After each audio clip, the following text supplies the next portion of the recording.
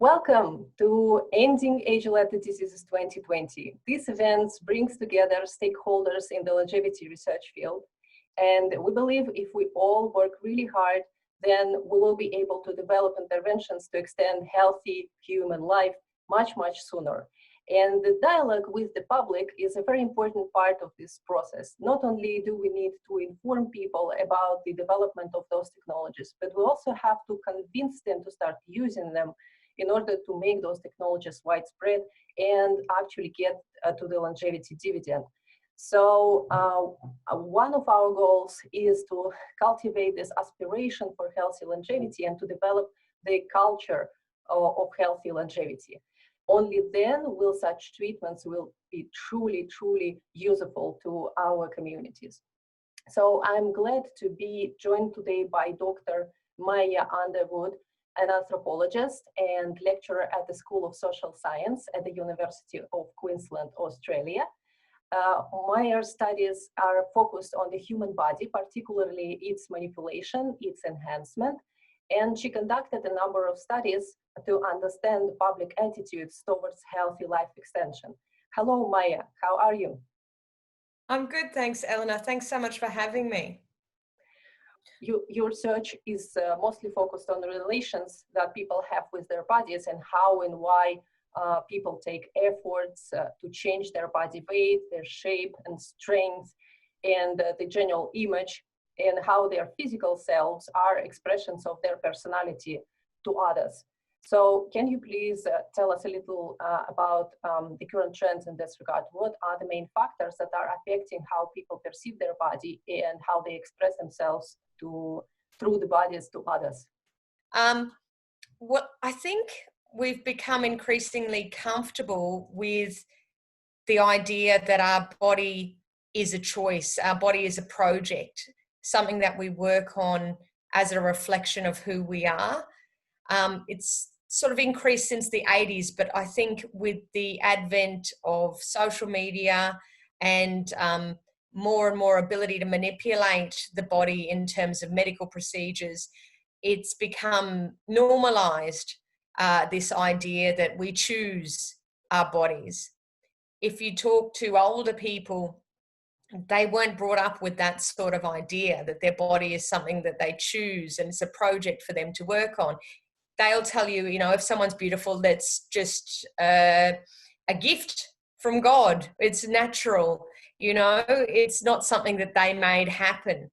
But increasingly we've started thinking of our bodies as these individual projects.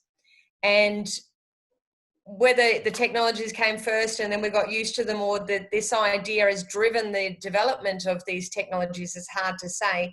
But now there's pretty much no part of the body that we can't manipulate.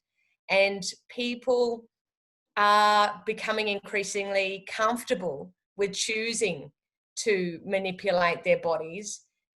And they're no longer hiding the work that they do on their bodies. They're sort of proud of the work that they do on their bodies. I spend all of this time in the gym. I've spent all of this money on my cosmetic surgery.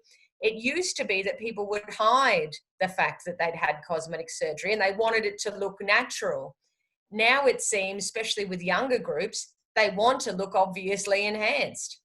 It's, it's almost a status symbol to have the overinflated lips, the massive bosom, no expression in the face because it's been Botoxed to the nth degree. It's something that people are sort of proud of, to the extent that anthropologists would maybe call it conspicuous consumption, that it's a sort of showy display of wealth and prestige, like wearing designer clothes or heaps of bling or driving a fancy car. It's not just about the function, it's about what these things symbolize. And they symbolize, I have a lot of money and I look after myself and I'm adhering to the cultural norms of, looking a certain way, looking as good as I can. Oh, that's really interesting. And because of the increase in all those methods to modify and measure various bodily characteristics, there is now a culture of quantified self, and there is a subculture of biohackers that is emerging. But I often hear from those people that they don't really receive the acceptance that they want from the medical community. Say, doctors are all often skeptical about the very need for enhancement and frequent, health measurements and so on. What do you think? Like knowing your body so well, is this a kind of hypochondria when it comes to medical issues, or rather a new norm as well? Well, I suppose I see it as a sort of a difference of degree rather than, well, I suppose I see medicine as moving more and more towards what they call surveillance medicine. We're now increasingly told that we are responsible for our health and we should police ourselves and look for things going wrong or prevent them before they go wrong, rather than, waiting for them to go wrong and then going to the medical expert. We're sort of increasingly told to be the expert over our own bodies and surveil ourselves and keep ourselves healthy. So I think there is a degree to which doctors expect you to do that. I think perhaps those that do it in huge amounts of detail are sort of pushing the extremes of what is currently socially acceptable. But I think those things are changing. I think we are becoming increasingly comfortable with more and more quantification of our bodily processes. You look at bodybuilders, for example, they count everything. They weigh everything. They count their exercise, they count their macronutrients, they count their calories. Everything is quantified, and that's just normal for them and for an increasing number of young men who may not compete in the sport of bodybuilding, but now are wanting to present a muscular body in their everyday lives. So it's becoming, I think it's sneaking into being a mainstream practice to have your Fitbit and to have, you counting your number of steps, counting your calories. I think while yes, you've got one there. Yeah. So I think we are becoming increasingly comfortable with it. I think mainstream society is moving more and more towards this sort of, for lack of a better word, transhuman sort of biohacking type mindset. But we are slowly getting there. There are some people that are much further along than we are, but I think the mainstream is catching up. The number of these devices that are being sold is increasing all the time. So I think it's only a matter of time before it becomes more socially acceptable to be extremely vigilant and surveil your own health in huge amounts of detail. Yeah, I agree. Well, most of your research is focused on the perception of the body in general, but what sparked your interest in public attitudes towards aging and life extension? Well, I had done my PhD in the Australasian Centre on Aging at UQ because what I looked at was how people of different ages experience their bodies. And that's how I know that people that were 70 plus at the time of my PhD don't think about bodies in very different ways to the baby boomers, Generation X, which is my generation, and younger. They see the body in a different way. And it was that comparison across age groups that really interested me, and the impact of not only generational difference and change in our attitudes to aging, but the impact of individual aging bodies on how you understand your body and your relationship to it, because bodies change. What were the most intriguing findings of your study? What surprised me most was the level of the number of people that reject the idea of life extension, and I should probably make it clear, we were asking people about strong forms of life extension. So not just preventing death and living to a natural lifespan, but pushing that limit beyond what has previously been seen, so beyond the 122 years. So we were asking people, if you could live for over 122 years, would you? And if not, why not? Or if you would, why would you? And surprisingly, most people said no, they wouldn't, which I thought was really, really interesting. And perhaps unsurprisingly, religion had a major role to play in that. People would tell me, well, you know, if I'm going to a better place when I die, why would I want to prolong my life on earth? So we spoke to Raelians, we spoke to funeral directors and people who taught courses on death and dying. We spoke to older people, we spoke to younger people, we talked to atheists, and we talked to people of different religious backgrounds to try and find the sort of range of attitudes. So we did see quite diverse attitudes, but very little enthusiasm for the prospect of strong life extension outside of groups like the transhumanists and the Raelians, who are much more open to a significant manipulation of bodily condition. One of the major points that they made, those that were interested, were saying, well, it would have to be health extension. It couldn't just be an extension of that declining phase at the end of life. And I think the difference between, say, weak life extension and preventing cancers or heart disease and things, and maximizing the potential for you to live a long natural lifespan, was no one had a problem with that.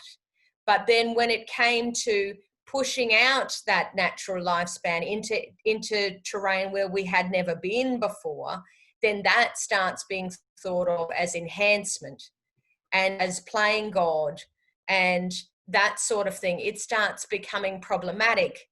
There's nothing wrong with living as well as you can up until when you are supposed to die as a human being. And there's no problem, I found no problem with people, you know, lifespan gradually extending over time as health technologies improve. That's fine, but something that actually intervenes in the biological aging process, pushes that boundary out beyond the 122 years, then that's enhancement. And that sort of therefore comes with all the morality around you're cheating in some way, you're playing God. It goes against the sort of Protestant work ethic of earning something. It's sort of like you're buying individual good at the expense of a lot of people would say the social good. You know, there are people dying for the sake of $1 a day. Why would I want to extend my life and exacerbate that divide between the haves and the have-nots? It was you know, a common sort of attitude that we came across. Related question. In your study of how long-lived humans are portrayed in movies that you published in 2014, if I remember correctly, you say that in most cases, those characters are represented as negative. So they're selfish, they're fearful, they're criminals, they're sadistic, crazy and such. So, but when we think about the real centenarians and super centenarians, we generally see that they are very, you know, they have very social personalities. They are friendly, positive, they are understanding, they're trying to contribute to society, they're flexible. So where do you think this divergence in perception comes from? I think, again, I was looking at films where we were looking at sort of significant extension of life, and often in film that equals immortality, or at least very long life of hundreds of years. There's no, that they were the sort of depictions that I was looking at. So it was more in the enhancement park rather than sort of natural. It was more strong life extension rather than weak life extension. Rather than preventing dying, it was interfering with biological processes, was sort of how it was portrayed. It was the playing God stuff that I was just talking about. So we have a really long-standing bias against that sort of life extension, that significant life extension verging on immortality, because we have centuries of myth and religious stories that present immortality as a curse, as having hidden dangers, as a selfish pursuit. We have an idea that the right route to immortality is through our works, through culture, through civilization, through our children, that to live as an individual forever would be selfish, sort of prevent the next generation coming through. So there's this idea, exacerbating social divides between the haves and have-nots. There is this very old bias against significant life extension, immortality. There's an idea that mortality gives life meaning. There's the idea that mortality is associated with sexuality, that immortality is not reproducing for some reason, is a common theme in the fiction, that, the immortals can't have children. Whereas children are the right way to live forever, to pass your genes on. Immortals can't have children. And indeed, the popular film Highlander, there is the race of immortals, and there can be only one. And at the end, when he is the only immortal left, his prize is mortality. His prize is reproduction.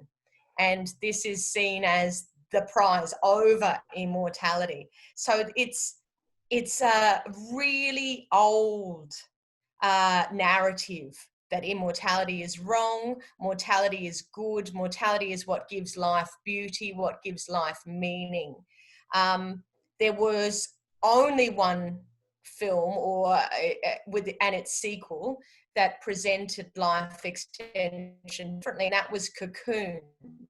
And I don't know if that was because the characters were considerably older than all of the characters in other film depictions, and therefore maybe strong life extension makes sense if you're approaching the end of your life, or if we're seeing a shift in attitudes and starting to come into the mainstream, this idea that maybe this is okay to consider this in positive terms.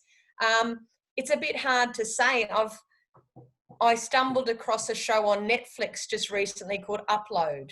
I don't know if you have seen this, where people when they die, can buy the opportunity to upload their personality and live on in a computer-generated world. And in the first episode, the main character who has been uploaded tries to kill himself, tries to get out of this artificial immortality that he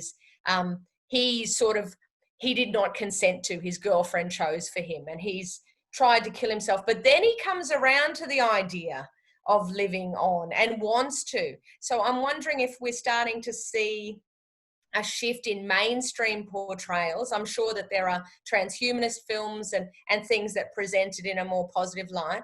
But I'm wondering if we're seeing a shift in mainstream portrayals of life extension towards a more positive depiction. It will be interesting to see what happens, because I think, the baby boomers are aging, And I don't think it's any coincidence that anti-aging has really come about with the baby boomers as they age, because they are used to being at the forefront. They're used to being the center of the world sort of thing. They're not just going to fade into the background quietly, you know.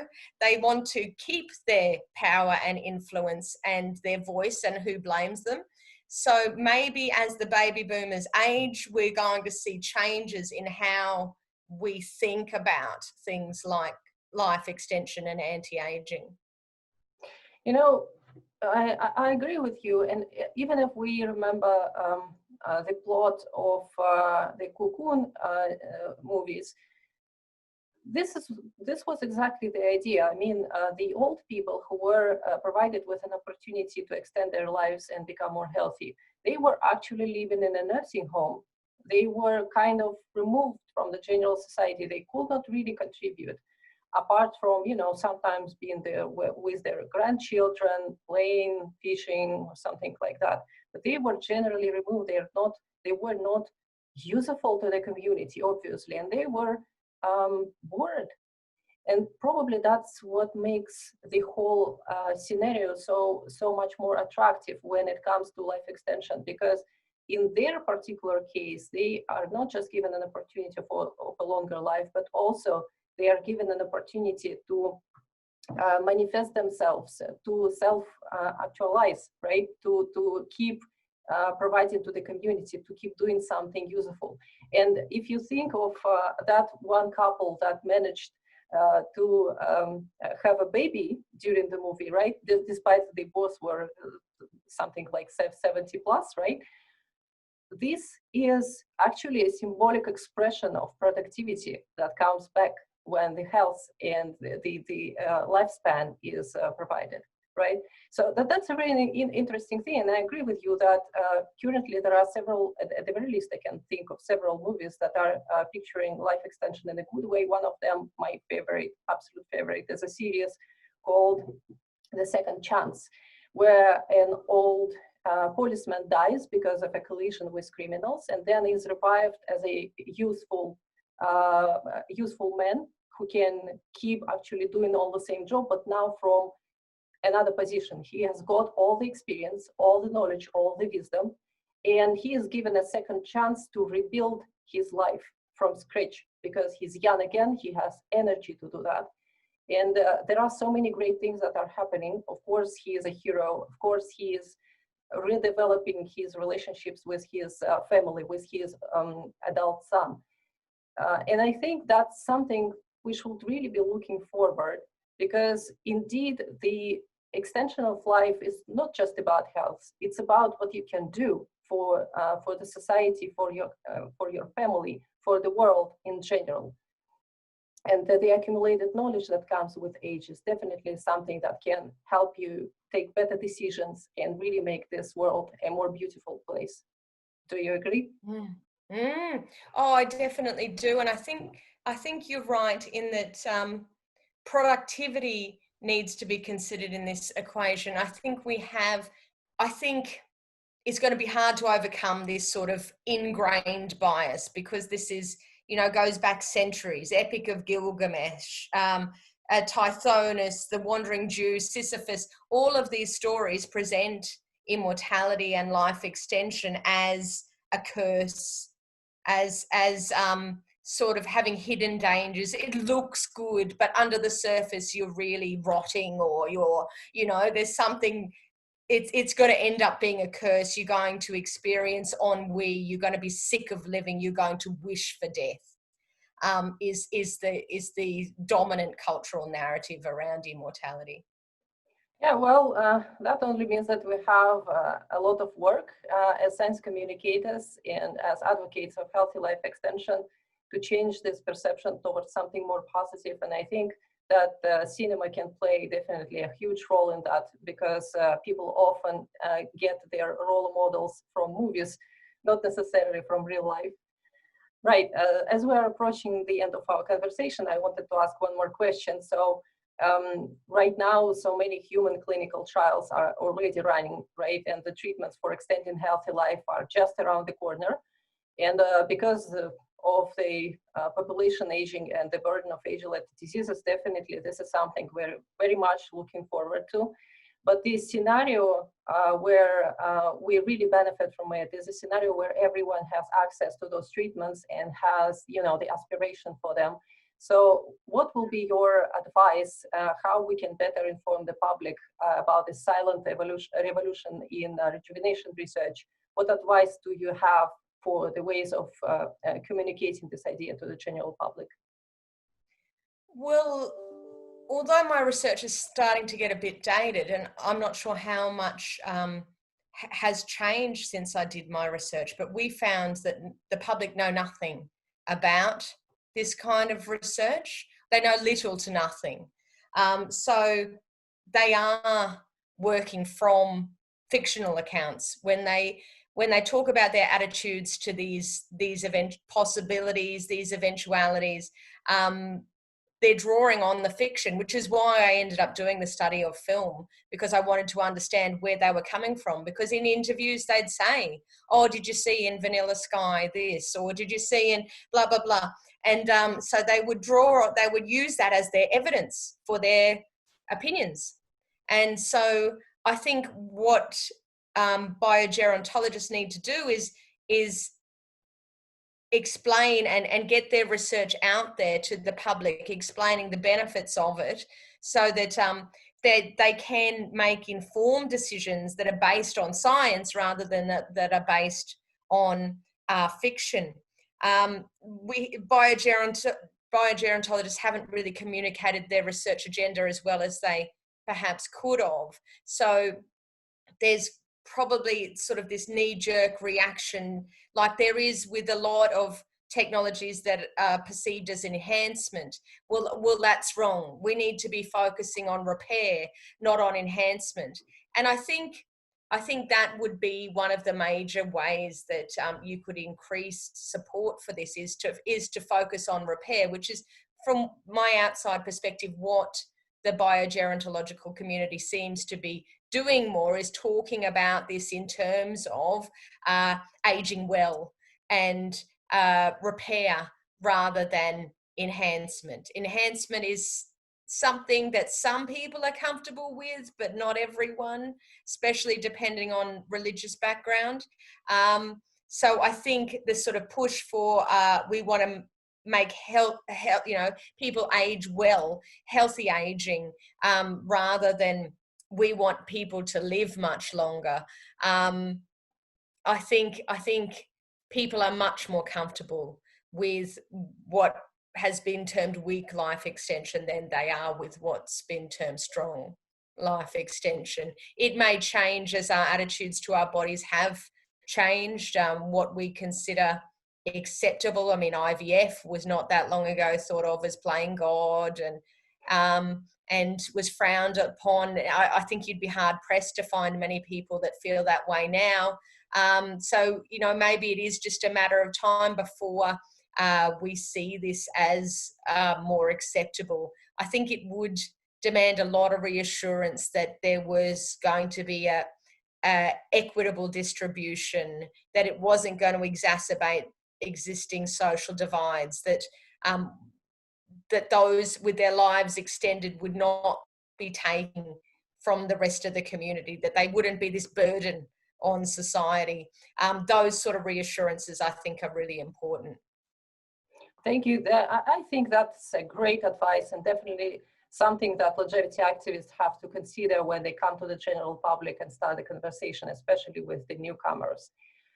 Mair, I think that was a great conversation. Thank you for taking the time to join us for the Ending Age-Related Disease 2020 conference.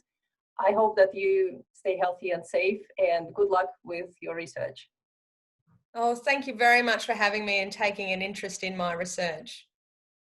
Thanks.